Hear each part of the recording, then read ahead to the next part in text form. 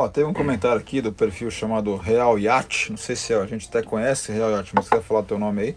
Ele comentou assim, o nome dessa peça que gira entre a marra e o ferro, né? Aí você vê os nomes mais técnicos, né? Amarra e ferro. Segundo a arte naval, chama-se tornel. Eu confesso que essa eu não Não sabia. sabia, obrigado que eu aprendi. Não, sempre aprendendo. E a gente tem, né, uma, sei lá, uma tendência de tentar desmistificar um pouquinho a necessidade de falar os nomes específicos. Mas eu acho legal a gente saber, né? Acho legal a pessoa aos poucos ir tendo a vontade de conhecer os nomes, acostumar a falar Boreste, falar Bombordo, mas eu acho que a gente tem que tirar esse peso da obrigação de falar um ou Sim, outro. O que eu sempre me pego é nessa expressão do garrar aí, porque a gente tem, quando você começa a navegar, você tem a mania de falar a âncora agarrou bem no fundo, né? E essa expressão dá especificamente confusão. dá muita confusão, porque a expressão garrar significa ela soltar do fundo, né? Então eu acho que a gente nunca devia usar a expressão agarrar. E é importante, Paulo, porque imagina na comunicação entre a gente. Ela está lá na frente e fala, ah, agarrou. Putz, pra mim, se ela falar agarrou, eu vou escutar agarrou e vou achar que soltou, né? É, Então, aí nesse caso é bom fazer unhar e e agarrar, que aí garrar. você sabe realmente o som correto. Ou prendeu e soltou, sei lá. Eu acho que Também. o medo é só da pessoa dizer agarrar É, quando ela segura. Essa expressão acho que a gente tem que cuidar. O resto, na minha visão, se quiser prendeu. chamar o vermelho de encarnado ou de vermelho, tanto faz, é a mesma coisa. O lado direito do barco é Boreste, ou é o lado direito do barco também. Pra mim não é tão radical assim. Mas eu acho legal acho bonita a tradição de você conhecer. O que eu queria é que não tivesse o peso de quando o Sim. cara chama uma corda de corda, o outro vem dizer, ah, é cabo, corda é só para enforcar o comandante. Não, mas essas coisas eu acho que a gente tem que tirar da frente, porque soa sempre como um preconceito, mas enfim. Quantidade de corrente, quantidade de amarra, né, de cabo total, entre corrente ou cabo que você tem que ter entre a tua âncora e o teu barco máxima. A gente estava falando que pelo menos 50 metros Pelo menos. tem que ter, né? Bom, essa é a minha opinião, tá? É Talvez vão lógico. ter Sim, sim, pessoas sim. aqui que vão falar, a minha opinião, a minha experiência, o que eu me sinto, vamos dizer, mais seguro é ter de corrente 50 metros, que é o que eu tenho, e a segunda âncora, que é a grande que eu tenho, com até ter uns 3 metros de corrente só. O restante é cabo, mas é um cabo bem grande, Teu bem cabo é parrudo. bem. Aí eu tenho 70 metros de cabo. Por quê? Assim, a conta que eu faço, Paulo, é basicamente profundidade e por um motivo de segurança, um pernoite com vendaval, alguma coisa fora do normal, né? Porque ninguém vai sair, a gente não quer sair para pegar isso, mas sei lá, se um dia acontecer, então a profundidade vezes 7. Então, se a profundidade está entre, pode chegar a 7, 8, 9 metros, então ter um cabo até 70 metros eu acho que seria o ideal. Então, para você que está chegando aí, que não está muito familiarizado com essa ideia, o que quer dizer profundidade vezes 7? E a quantidade de corrente que ou de amarra, de cabo que você tem que soltar entre a tua âncora e o barco. Então, se você tem 3 metros de profundidade, tem que ter pelo menos 21 metros de cabo ali para fazer uma ancoragem em questão de tempestade. Qual que é a mínima que se recomenda? Situações tranquilas? Chega a 5? É menos de 5? 3. 3? 3. 3. Nunca menos de 3, 3, menos que né? 3 não. Mas pense que se você colocar só 3 vezes, eu acho que é pouco em geral, né? Em geral a gente põe um pouquinho mais, umas 4 vezes, né? Depende do lugar, se tiver flat, não tiver ondulando, aí 4 tá bom. Agora, imagina, se tiver ondulando e tiver uma onda, uma ondulação de 1 metro, 2 metros, quanto mais cabo você der, mais fácil o barco tende a trabalhar, né? Meus amigos falam que eu sou exagerado, que eu solto muito mais do que deveria. E eu não tenho nenhum tipo de marcação de quantidade, É, nem pintado, nada. Eu foco sempre no ângulo que a corrente tem a hora que estica. É assim que eu. No final, é a mesma coisa do que se você tiver dado a quantidade, tá né? correto, né? Mas a lógica é a mesma. Cada um tem que se adaptar.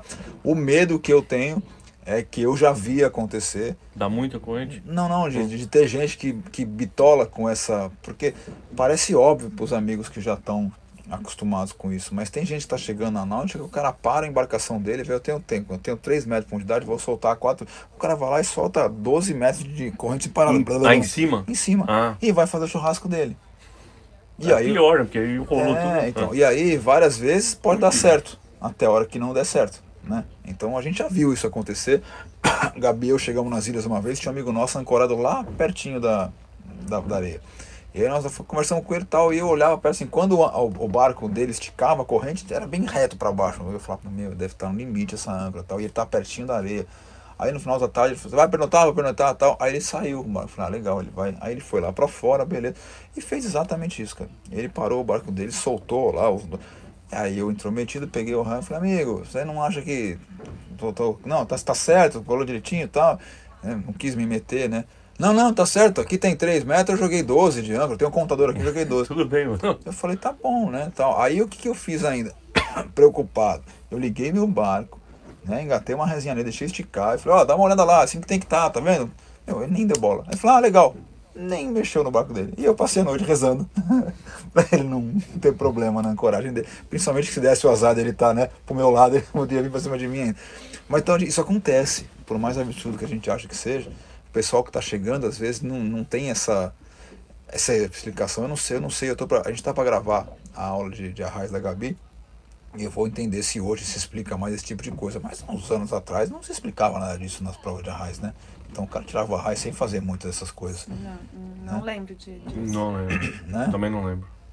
Mas é Mas o que mudou no arraiz, acho que foi depois de se habilitar, não foi? Teve uma mudança mais recente. Sim, porque aí quando a gente foi renovar para mestre... Aí vocês fizeram motonauta. Quando venceu a arraiz, a gente mas foi tirar mestre e não lembro fazer também a de motonauta. Mas aí porque a matéria de arraiz a gente não precisou estudar, a gente estudou a matéria de mestre, que é o complementar. único lugar que eu vi que explica melhor é aquele livro Navegar é Fácil. Aí ele dá uma explicação. Não, num livro, né? Mas, por exemplo, o cara para se habilitar não precisa necessariamente estudar isso. Eu acho que uma coisa que tem que ter em mente, isso eu vou falar por mim, né? Que é uma grande diferença. Eu vi até o Paulo comentando, né, que... Ai, não lembro agora, mas uma das matérias que você fez, que você estava falando, que a gente tem aquela cultura de andar de carro desde quando é pequenininho, e de barco não. E apesar de parecer bobo, mas a grande diferença entre carro e barco é que o carro, qualquer lugar que você pare, ele fica. O barco não. O barco, ele se movimenta e às vezes a gente esquece disso.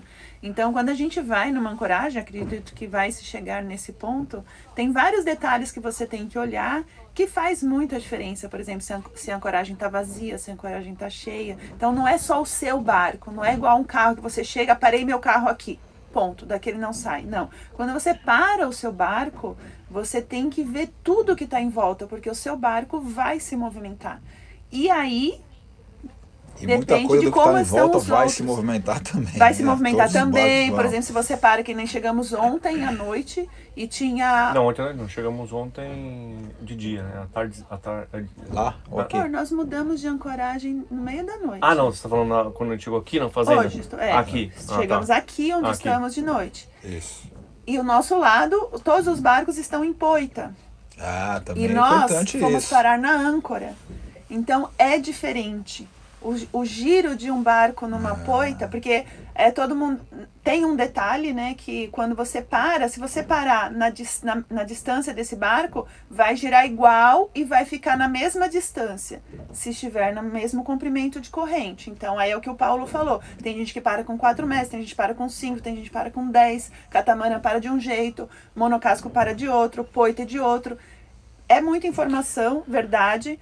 Por isso que aí você vai começando e você vai aprendendo isso e você começa a observar. Então, se tem um barco parado uma das primeiras coisas que você tem que ver é se os barcos estão parados, como eles estão.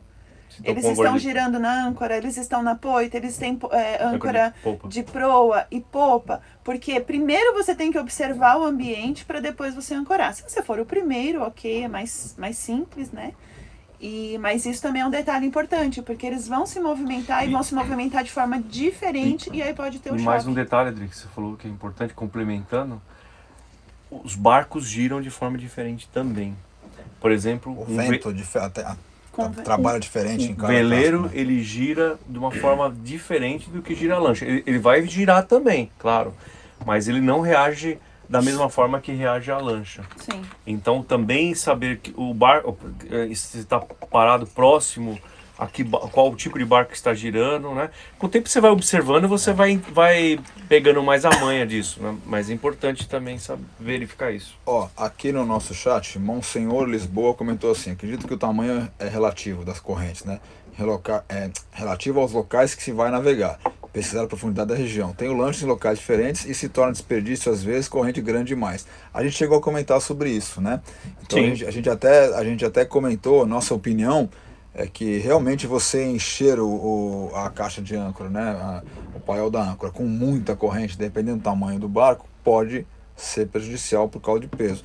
A gente comentou, tenha um mínimo de corrente, mas tenha o resto de cabo, porque você pode estar numa região que você vai sempre ancorar a, sei lá, 3, 4, 5, 6 metros de profundidade, mas você pode precisar um dia ancorar numa situação de 20 metros de profundidade. Se tiver um pane, por exemplo, você está navegando, o Silvio já fez um salvamento uma vez, né? Não sei se é assim que chama, não é salvamento, quando você a lancha está com problema, resgate, né? Salvamento quando a pessoa está em perigo. Então, às vezes, você tem uma pane, né? Acho que faltou complementar mesmo isso que eles falaram quando falaram da quantidade de cabo. Não é na ancoragem que você está programando e pernoitar, mas às vezes você está atravessando, você está nessa travessia e no meio, normalmente é fundo, tem 10, 12, 15 metros. Se você tiver uma pane, você tem que ancorar na hora, porque senão o vento e a corrente vão te levar para as pedras. Você precisa, por exemplo, jogar uma âncora para parar teu barco antes de atravessar um canal de porto, por exemplo. Ficou sem motor, por exemplo. Sem motor, tô indo para uma posição, tá âncora, às vezes pode ter 15 metros. E outra coisa, ancorar com 4, 5 metros é uma coisa. Ancorar com 12 metros já não é fácil, já é difícil. Então, quanto mais cabo tiver, eu costumo dizer o seguinte, Paulo, para mim é um item de segurança, né? Eu acho que eu nunca usei, obviamente, os 70 metros para ancoragem, né? Mas já usei sim, uns 50 metros já usei. Inclusive nós estávamos juntos quando já usamos. E, então para mim é um item de segurança. Mas eu concordo com o que ele falou também. Não necessariamente precisa ser corrente, 50 metros de corrente. Você pode ter lá, sei lá, talvez 30 metros de corrente e o restante ser um cabo. É que cabo é uma coisa que você tem que ter no barco de monte, né? Até falei semana passada, você tem que ter no mínimo a quantidade que você precisa para ser rebocado. E para ser rebocado não pode ser curto, né? Então o ideal é que todo mundo tivesse dentro do seu barco um cabo para ser rebocado. Quando nós rebocamos o barco do resgate, aquela vez que a gente viu lá, a gente teve que usar o nosso, eles não tinham deles. O certo era que eles tivessem um cabo, né, gigantesco para rebocar. Eu reboquei com o meu também. Então você também rebocou alguém com o seu. Quer dizer, infelizmente tem muita gente que não está se preparando e acaba prejudicando o amiguinho que tá lá, né, certinho. Mas é interessante. Das habilitações aqui do Mas desculpa, só corrigir. Eu prefiro ter 70 metros de cabo e ter só 2, 3 metros de corrente na minha âncora do que ter só 30 metros de corrente. Ou seja, eu me sinto muito mais seguro ter o comprimento necessário para o cabo, porque o cabo ele vai ser tão resistente quanto a corrente. Ele não é que vai ser, porque o cabo é fraco. Não, a tração ele é muito resistente. O cabo só precisa ter um trecho grande de corrente na frente para a pedra não cortar ele, porque senão ele pode ficar roçando na pedra e cortar. Mas eu prefiro ter cabo com excesso do que corrente. Então tá preocupado em levar peso e tal. Tá bom, então diminui a quantidade de corrente, mas leva mais cabo. Sim. Você acabou de assistir mais um corte do Papo de Popa. Se você gostou e quer assistir esse vídeo inteiro, procura na relação de vídeos que ele passou na sexta-feira passada. Aproveitando, não esquece de curtir esse vídeo aqui clicando no joinha. E se você ainda não for inscrito no canal, se inscreve, clicando também no sininho para ativar as notificações de novos vídeos.